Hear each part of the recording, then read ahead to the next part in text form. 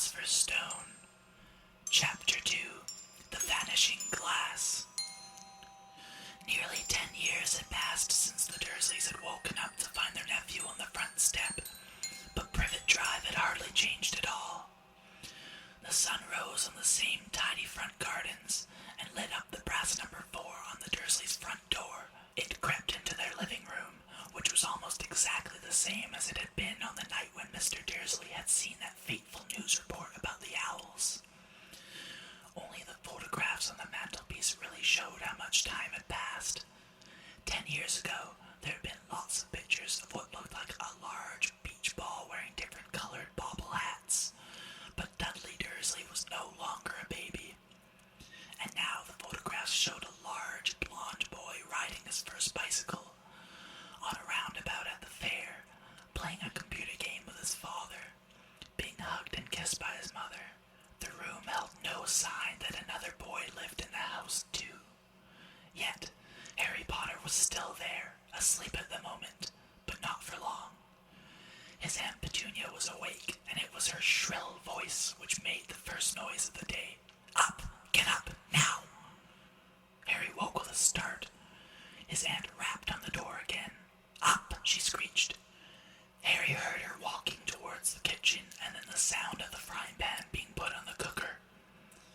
He rolled onto his back and tried to remember the dream he had been having. It had been a good one. There had been a flying motorbike in it. He had a funny feeling he'd had the same dream before. His aunt was back outside the door. "Are you up yet?" she demanded. "Nearly," said Harry. "Well, get a move on. I want you to look after the bacon, and don't you dare let it burn. I want everything perfect on Dudley's birthday." Harry groaned. "What did you say?" His aunt snapped through the door. Nothing. Dudley's birthday. How could he have forgotten? Harry got slowly out of bed and started looking for socks. He found a pair under his bed and, after pulling off a spider off one of them, put them on. Harry was used to spiders because the cupboard under the stairs was full of them, and that was where he slept.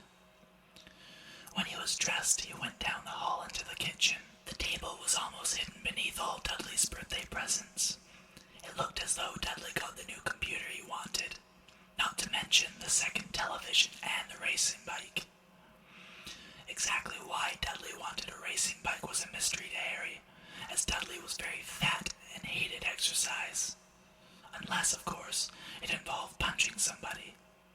Dudley's favorite punch bag was Harry, but he couldn't often catch him. Harry didn't look it, but he was very fast. Perhaps it had something to do with living in a dark cupboard, but Harry had always been small and skinny for his age. He looked even smaller and skinnier than he really was, because all he had to wear were old clothes of Dudley's, and Dudley was about 4 times bigger than he was. Harry had a thin face, knobbly knees, black hair, and bright green eyes. He wore round glasses held together with a lot of sellotape because of all the times Dudley had punched him on the nose. The only thing Harry liked about his own appearance was a very thin scar he had on his forehead, which was shaped like a bolt of lightning. He had had it as long as he could remember, and the first question he could ever remember asking his Aunt Petunia was how he had got it. "In the car crash when your parents died," she had said. "And don't ask questions." Don't ask questions. That was the first rule for a quiet life with the Dursleys. Uncle Vernon entered the kitchen as Harry was turning over the bacon. "Comb your hair," he barked, by way of a morning greeting. About once a week, Uncle Vernon looked over the top of his newspaper and shouted that Harry needed a haircut. Harry must have had more haircuts than the rest of the boys in his class put together, but it made no difference. His hair simply grew that way, all over the place. Harry was frying eggs by the time Dudley arrived in the kitchen with his mother. Dudley looked a lot like Uncle Vernon. He had a large, pink face, not much neck, small, watery blue eyes, and thick blonde hair that lay smoothly on his thick, fat head. Aunt Petunia often said that Dudley looked like a baby angel. Harry often said that Dudley looked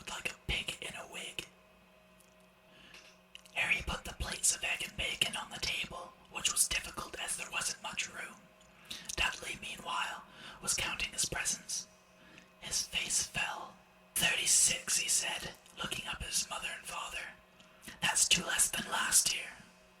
Darling, you haven't counted Auntie Marge's present. See, it's here under this big one for Mummy and Daddy. All right, 37 then, said Dudley, going red in the face. Harry, who could see a huge Dudley tantrum coming on, began wolfing down his bacon as fast as possible in case Dudley turned the table over.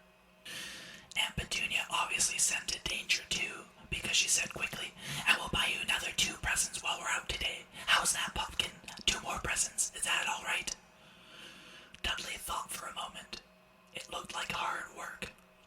Finally, he said slowly, "So I'll have 39 sweetums," said Aunt Petunia. "Oh." Dudley sat down heavily and grabbed the nearest parcel. "All right then." Uncle Vernon chuckled. "Little Tyke wants his money worth, just like his father. Attaboy, Dudley." He ruffled Dudley's hair. At that moment, the telephone rang, and Aunt Petunia went to answer it, while Harry and Uncle Vernon watched Dudley unwrap the racing bike, a cine camera, a remote-control airplane, 16 new computer games, and a video recorder. He was ripping the paper off a gold wristwatch when Aunt Petunia came back from the telephone looking both angry and worried. "Bad news, Vernon," she said. "Mrs. Fig's broken her leg. She can't take him." She turned her head in Harry's direction. Dudley's mouth fell open in horror, but Harry's heart gave a leap. Every year on Dudley's birthday, his parents took him and a friend out for the day to adventure parks, hamburger bars, or the cinema. Every year, Harry was left behind with Mrs. Fig, a mad old lady who lived 2 streets away. Harry hated it there. The whole house smelled of cabbage, and Mrs. Fig made him look at photographs of all the cats she's ever owned. "Now what?" said Aunt Petunia, looking furiously at Harry as though he had planned this. Harry knew he ought to feel sorry that Mrs. Fig had broken her leg, but it wasn't easy when he reminded himself it would be a whole year before he had to look at Dibbles, Snowy, Mr. Paws, and Tufty again. "You could phone Marge," Uncle Vernon suggested. "Don't be silly, Vernon. She hates the boy." The Dursleys often spoke about Harry like this, as though he wasn't there, or rather, as though he was something very nasty that couldn't understand them, like a slug. "What about what's-her-name, your friend, Yvonne?" "On holiday in Majorca," snapped Aunt Petunia. "You could just leave me here," Harry put in hopefully. He'd be able to watch what he wanted on television for a change, and maybe have a go on Dudley's computer. Aunt Petunia looked as though she just swallowed a lemon. "And come back and find the house in ruins," she snarled.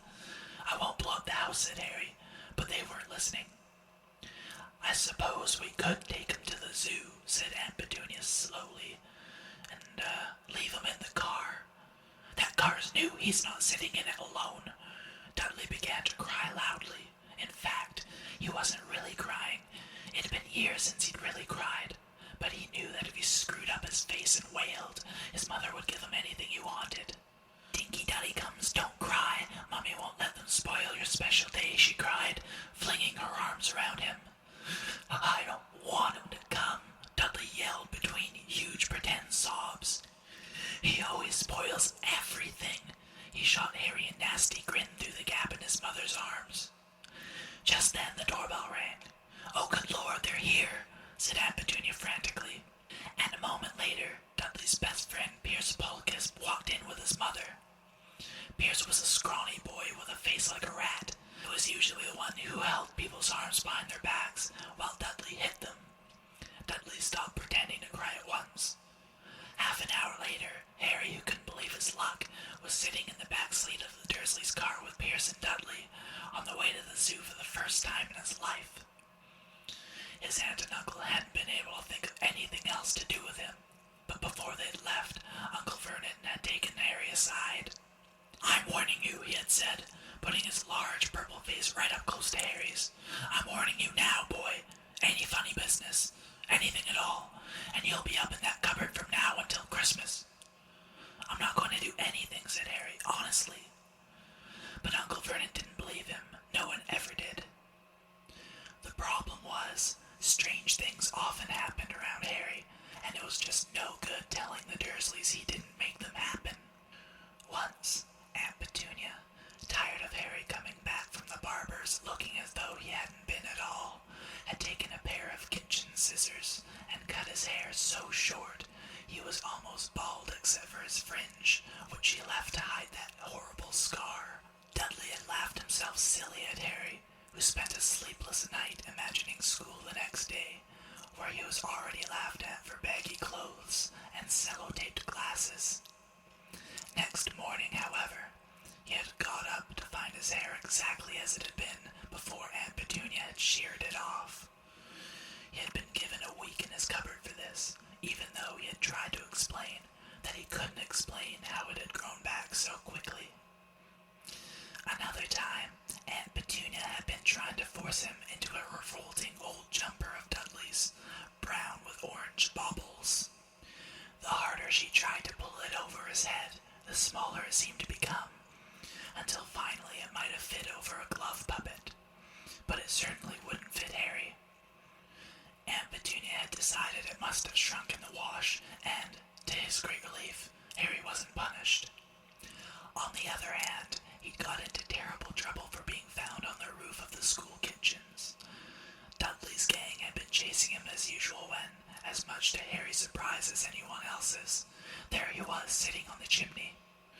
The Dursleys had received a very angry letter from Harry's headmistress, telling them Harry had been climbing school buildings. But all he tried to do, as he shouted at Uncle Vernon through the locked door of his cupboard, was jump behind the big bins outside the kitchen doors. Harry supposed that the wind must have caught him in mid-jump. But today, nothing was going to go wrong. It was even worth being with Dudley and Pierce to be spending the day somewhere that wasn't school, his cupboard, or Mrs. Fig's cabbage-smelling living room.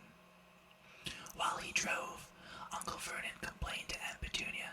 He liked to complain about things. People at work, Harry, the council, Harry, the bank, and Harry were just a few of his favorite subjects. This morning it was motorbikes. Roaring along like maniacs, the young hoodlums, he said, as a motorbike overtook them. I had a dream about a motorbike, said Harry, remembering suddenly. It was flying. Uncle Vernon nearly crashed into the car in front. He turned right around his seat and yelled at Harry, his face like a gigantic beetroot with a mustache. Motorbikes don't fly. Dudley and Pierce sniggered. I know they don't, said Harry. It was only a dream. But he wished he hadn't said anything. If there was one thing the Dursleys hated even more than his asking questions, it was his talking about anything acting in a way it shouldn't, no matter if it was a dream or even a cartoon. They seemed to think he might get dangerous ideas.